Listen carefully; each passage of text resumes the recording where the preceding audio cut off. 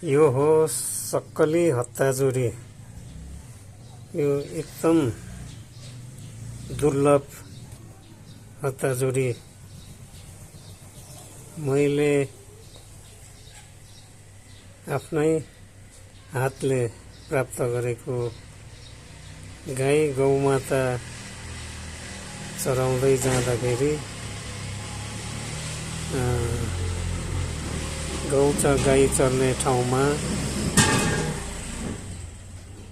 भेटी मैले आफ्नै हातले उखाली ल्याएको हो, प्राप्त गरेको हो।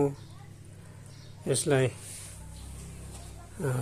धेरै दुर्लभ भनिएको छ।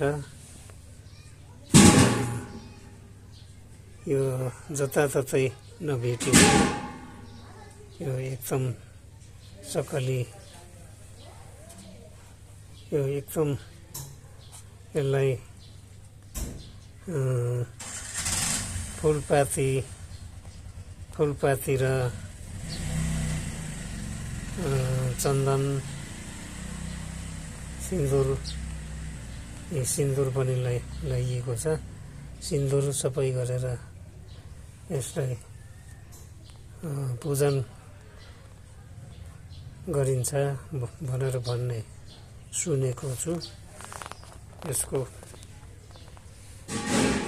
यसको सबै वर्णन गर्न त मलाई आउँदैन।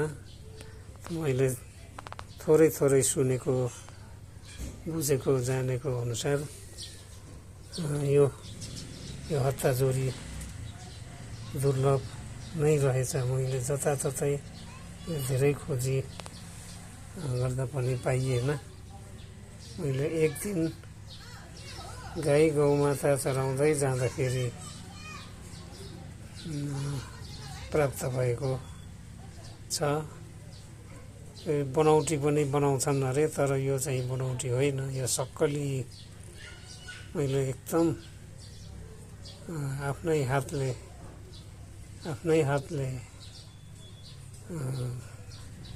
गौचरणमा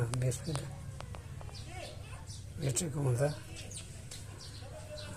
यो चाहिँ एकदम ओरिजिनल सक्कली, यसको जडसहित, जरासहित छ।